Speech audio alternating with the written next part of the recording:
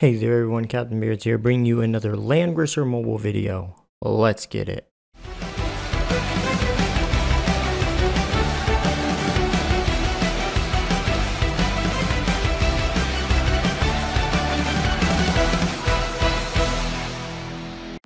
Alright guys, now as you can see by the title of this video, we're going to be going over LANFORD and Listel quickly.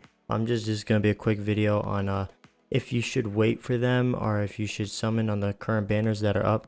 I know the banners that are up right now are going to be the Dark Reincarnation banner and the Regal Uprising banner, which leaves in 5 days, and the Dark Reincarnation leaves in 12 days, and then once this one leaves, the LANFORD and Listel banner should be up. Now before we go over that, I'm going to go over this value pack real quick because I didn't touch on it when I covered the update, because there's this new elite enchant pack. This looks like it's going to be a weekly thing. I don't know if this is worth it. Obviously everything I say is my opinion, so whether you think something is worth it or not is truly up to you, but me personally, I don't think this is worth it. Now the reason why is the 1,772 crystals is nice. I mean, it gives you 2 multis, but the problem with that is it's only 1,772 crystals and 2 multis. You guys seen it, you know, I went what 300-400 Trinity vouchers just for Zoraida and didn't get Zoraida. So if you have 1,772 crystals for 2 multis, that's not that much. Multis, you could get lucky, you could not get lucky, you know, it really depends. And then it says, of course, random SSR enchantment packs, various other items worth an additional 3,300 Trinity crystals. I would have just took the whole total there. Honestly, I just would have wished they just gave me that option instead. Spend the $50 and just give me 4,000 or 5,000 crystals here. I would have took that over everything else here. The random SSR enchant packs, I thought it was pretty good.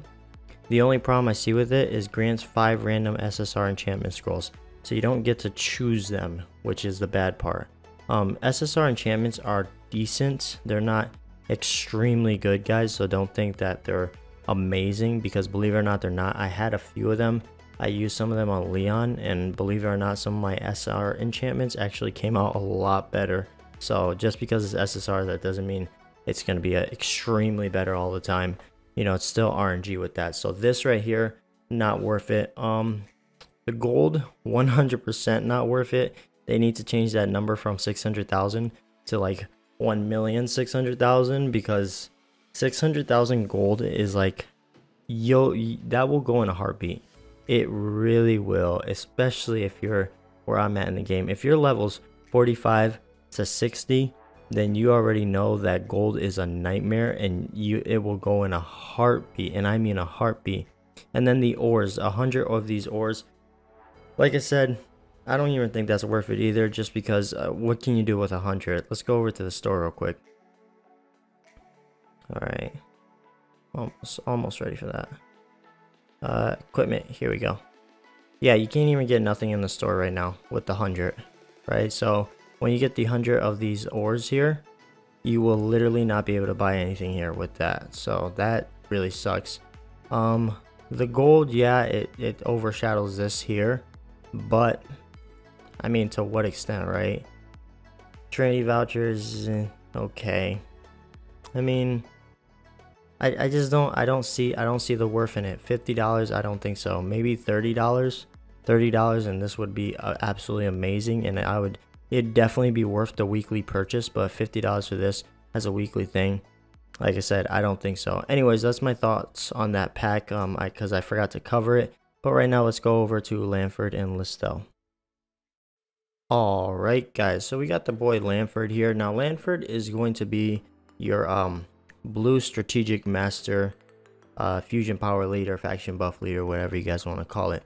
Now I'm going over LANFORD and Listel because they are 12 days away, and 12 days is going to fly by. So this is going to help you decide, hey, maybe I should start saving some Trinity vouchers or not. Now do know everything that I say here is my opinion, so don't say, oh well, Captain Beard said to save, so I'm gonna save.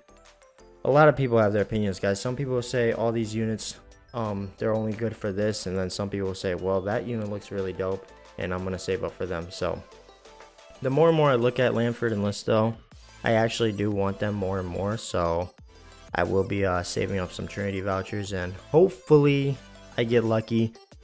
Personally, I kind of want Listel a little bit more, and you'll see why in a second here. But let's go over to LANFORD's kit here. No, don't get me wrong, I still want LANFORD a lot. I mean, look at him. He's pretty much, if Leon had Sephiroth's hair, then there you go, you got yourself LANFORD. So let's go over his kit here. So he's an SSR unit, of course, and he's a blue cavalry, so like Leon, and he's part of two factions. One of them is the Strategic Masters, and the other one is Beyond Legends, or something of that nature. If you guys know the translation on that one, please comment down below and let me know. I know we're not supposed to get that fusion power for quite a while, so I wouldn't worry about that too much. So he is mainly part of the Strategic Masters fusion power. Now that kind of hurts him in a sense, just because then he's competing with Leon. Leon is also part of the Strategic Masters, and he's also a blue unit. So in a technicality, you could actually look at this guy and be like, you know what, I already have Sephiroth, so I have the Strategic Master buff. I got Leon already. This is an easy pass for me. Pretty much that's what you guys can actually say if you have Sephiroth and Leon. Now if you do not have Leon, and then there you go, LANFORD is not a bad little replacement for him. And if you don't have Seph, then there you go, you just opened up your gate for the Strategic Master fusion power. Alright, so going over his unique skill here. Now do note, this is translated from the Chinese servers, so that means that some of these translations are going to be a little bit worded awkwardly and probably wrong, so just understand that. Increase the total attribute of all friendly units within 2 squares by 5%.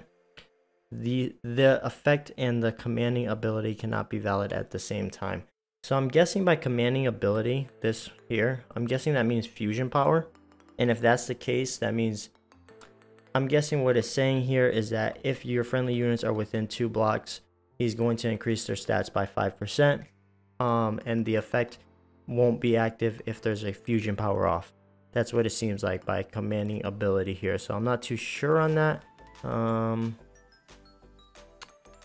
Let's see here, it doesn't really say on that, but so yeah, I'm not too sure on that, but I'm guessing command ability is his fusion power buff, or any fusion power buff.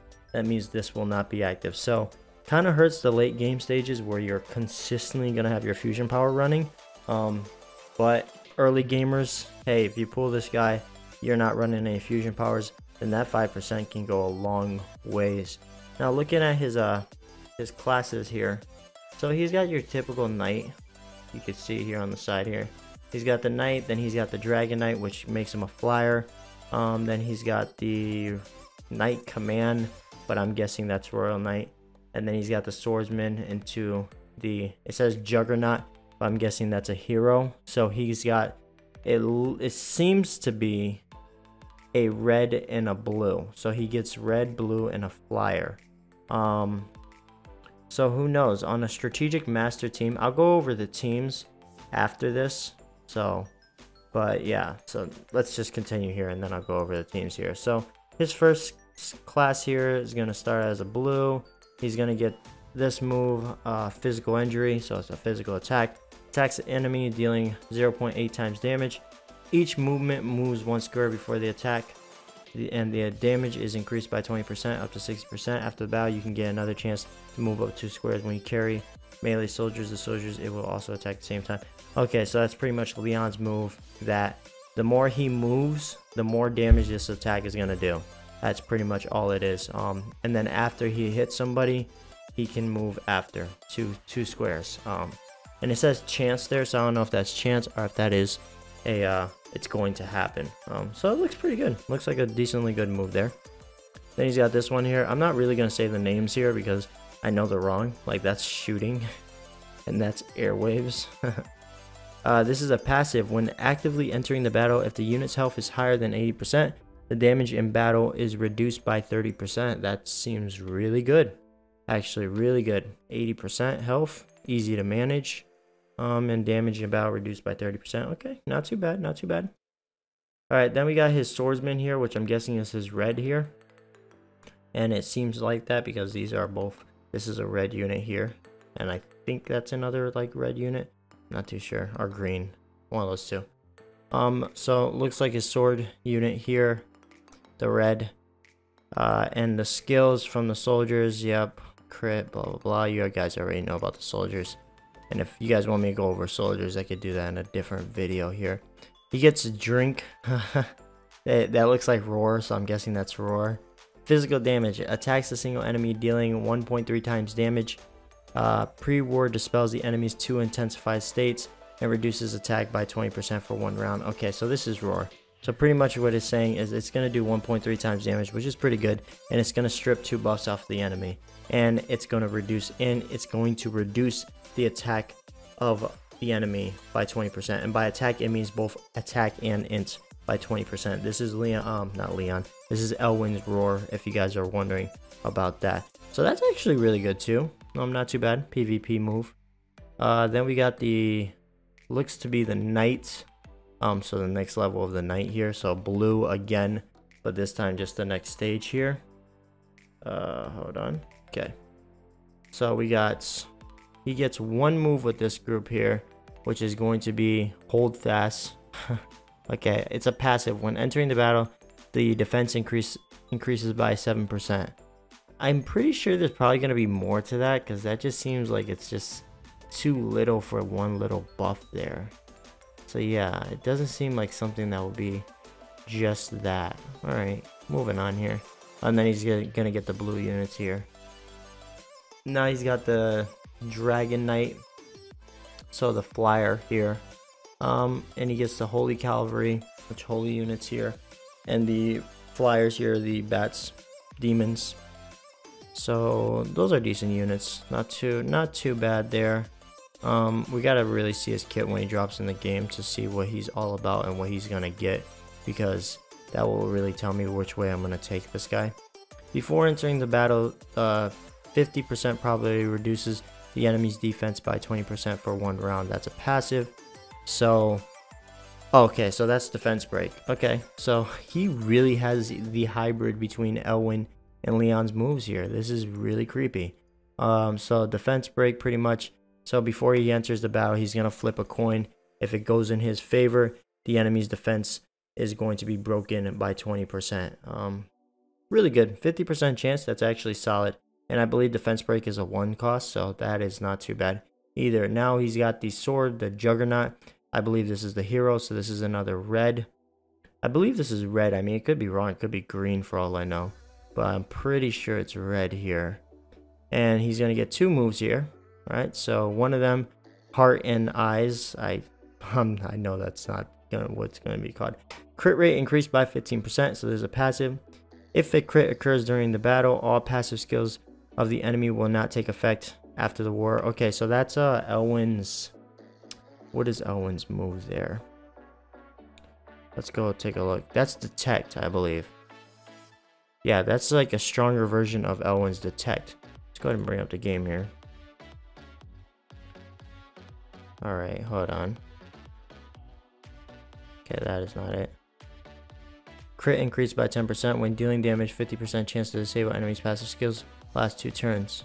Aha! So it's like a version of detect, except... So it's like a version of detect, except crit rate increased by 15%, and if a crit occurs during the battle, all passive skills of the enemy will not take effect after the battle. And that last 2 turns. So it's like another version of detect. Doesn't seem, I mean, I don't know, right? Could change. All right, and then his next move here, which is continuous flash. Like I said, I'm pretty sure that's not what it's called. This is going to be an attack move, physical injury, so physical attack move.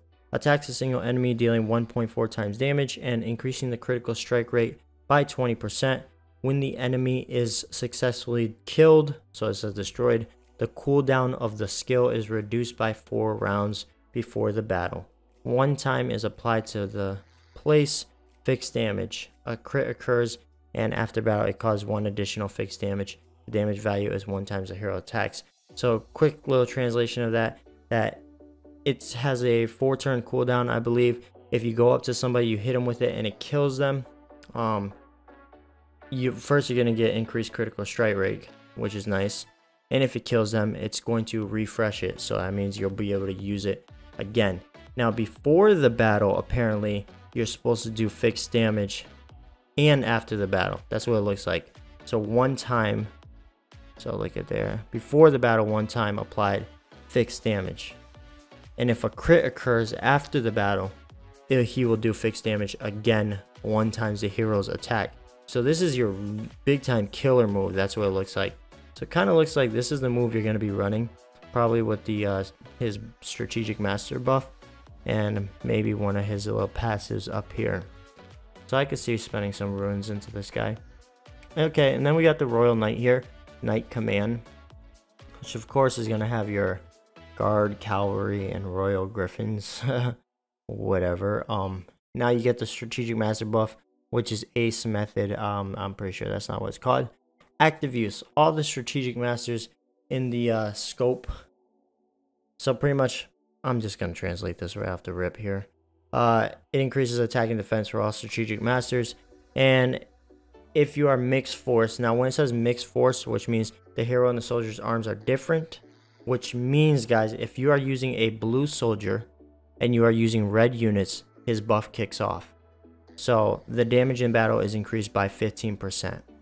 So that's what that means. So if you're a person, this is the perfect buff for Leon. The reason why I say this is because Leon, right? He's consistently, if you use your Leon, you know you're using flyers with your Leon.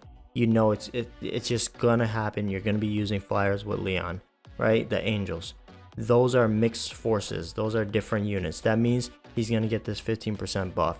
So anybody on the strategic masters can pretty much easily get this. So yeah, I could see this being a very, very good move. Very strong buff, and I can't wait to try it out. And then we got the support move here, active use, so that its own unit attack increased by 30%, and at the same time get immune and airwave effect for 2 rounds. After use, you can take 3 extra actions and attack again. So this looks like Leon's, let's go over to Langrisser here. This looks like Leon's chivalry here. Yeah, so it's pretty much Leon's chivalry. So yep, so that's a very good move too. So I'm gonna have a lot of fun playing with this guy, if I'm being real with you guys, and I cannot wait to try to get him. Me personally, I'm probably gonna go straight to strategic master buff, and then later on down the road go ahead and pick up this continuous flash, so it says here. So I can't wait to check him out. So it definitely looks like a very good replacement, or a very good addition to the strategic master team. I don't know how much he can really bring to the table, especially being only on one fusion power here. But the good thing is about this guy is he carries his own fusion power, so he's definitely going to be able to hold his weight much better than a lot of other units here. Alright, so let's go over to Listel now. Alright, so we're in Listel's page here now. Listel is a much more complicated unit, so I would say, and I'm going to be much faster with her just because a lot of her stuff is translated so horrible that it's extremely hard to understand. You guys will see why here in a second here. Now, she is going to be your SSR. She runs the demons, which is pretty dope, and she is part of the Dark Reincarnation faction and then the Beyond Legends faction. That's what it seems like there. Now the Dark Reincarnation faction for her is going to be pretty strong, especially because that team is really about debuffs and about magic forces and stuff like that. So I think running her on that team will be fun, and I think she will be the key to me really opening up my Dark Reincarnation team, because I've been slacking on my Bozell quite a lot. So I think if I can pull Listel, then I think she's going to be that one key that just says, hey, Bozell, Lana, and Listel are going to be like my main team. And I could see that being a very, very powerful team. Let's go over the unit here real quick. Like I said, I'm going to try to be as best as possible with this, but I was going over a kit, guys, and this looks crazy hard to understand. So I'm gonna pretty much say she's a vampire. Really, she really is. She's a vampire. She's just anything. It looks like to me that if she hits you, she's going to be sucking your life away, which is really freaking cool, and that's why I want her. So hopefully everything I'm reading and kind of translating here is correct. but I could be wrong here. So she has different classes here, and we'll go over them in a second. Her unique skill is the Blood Queen, replaces the intelligence by 1.5 times of your own magic defense. That's like that's like Luna, a little bit like Luna's, because Luna's is, let's go over to my Luna here. There's the girl. Alright, so magic defense increased by 10%, and then Luna's move here, yeah, replaces attack with 1.5 times own magic defense. So she's similar to Luna, except she's intelligence, right? And that's a unique skill, so you don't have to activate anything with that, which is pretty cool. The troops ignored the arms of the armory, which is extremely weird. After inflicting damage on enemy units, a wound curse is applied, and applied treatment is directly converted to 20% of the healing amount for 1 round. So it would seem like when she attacks, she hits the opponent with a curse, and 20% of that is healing her, I would say. Like I said, guys, this looks insane, and I can't wait for her to actually drop in the game so I would be able to understand this, because this is just crazy, absolutely crazy. Alright, so let's move on from that, because I'm not even going to try to even translate that anymore. Alright, so she's going to start with the Blood Demon, and that's going to give you Devil's Bodyguard. It's a passive, takes magical attack on the neighboring friendly forces. At the end of the action, if this round causes damage, it will restore 30% of its own life. So pretty much what that means is she's a magic tank. So she does the thing that Vargas and Freya don't do, right? She will actually jump in front of magic shots, which is freaking amazing. That's awesome, and I've never seen that on a unit, and the fact that she's gonna do that is just super dope, and that's one of the reasons why I want her so much. And then on top of that, I believe if she took damage, or if she caused damage, she'll restore 30% of her own life at the end of the turn there. So that looks like a very good move. And then she's gonna get Siphon, which is magic damage, attacks a single enemy, dealing 1.5 times damage and recovering 30% of the damage dealt after the battle. So another healing move here. So she's got a passive healing. It looks like her unique skill is healing, and then Siphon, which is another healing move. So as soon as you get her, she's actually a really solid unit. So that's pretty dope there. So definitely, if you guys just pulled BEARDZ from the current banner that's up, yeah, this is like the perfect pair for her, for BEARDZ. Her and Lana, I would say. Alright, moving on to Magic, which is going to be her first slot there. I have no idea which way I'm going to take this girl, by the way. So she's going to have to drop in the game, and then I'll know. It's a passive. She gets a passive here for magical attacks on neighboring friendly forces. Okay, so it seems like it's going to take exactly what Devil's Bodyguard does, which is a passive in the beginning, where she's going to take shots for friendly units. Yep, that's what it seems like. Okay, and then if you activate it, so if you activate it, the range is increased by 2. So she's doing exactly what Varg and Freya do. When Varg activates Unbreakable and Freya activates the Lance, that increases her space by 2. That's exactly what this move is. And then when attacked by a remote magic of 2 grids, you can counter attack for 2 rounds. So I have no idea what that means. But yeah, so that's what it seems like. It would seem like it's this move, except you're not going to restore any HP. So don't know how that's going to work so much, but the increase in range seems pretty cool. Alright, next one, which is Bloody Person, which is going to be her mid path there. She's going to go ahead and get Heart Cone, which is a weakening. Multiple enemy units within the attack range causes 0.3 times range damage, and the enemy magic damage increase by 20% for 2 rounds. I believe Lana has this move here. Let's see, the girl here. Yeah, okay, so magic defense, intimidate, that's what it is. After taking action, decreases magic defense taken by all enemies within 3 blocks by 20%. So that's what that move seems to be. Could be super wrong on that, but I'm not too sure. That's what it seems to. Yeah, that's definitely what it is. All right. So that's an okay move on the mid center there. And then the Grim Reaper path, which is going to be the Seal. When damage is dealt to the enemy, 50% makes it impossible for the enemy to use active skills for 2 rounds. So I believe that meant to say 50% chance to make it impossible for the enemy to use active skills for 2 rounds. So it's a coin flip. When damage dealt is to the enemy, and I believe BEARDZ has that one. Let's go over to the man himself. I don't know if it's BEARDZ. Oh yeah, it is BEARDZ. Okay, so Seal's a passive. When dealing damage to enemies, 50% chance to silence enemies' active skills. Okay, so that's what that is there. Pretty cool. So she's a hybrid between Lana and BEARDZ so far, from what I can tell. Now here's where it gets stupid. Here's where it gets extremely complicated. See, I can't even talk. This is how complicated this girl gets at this moment. Devil. She becomes the devil, guys. Right? Blood Reflex.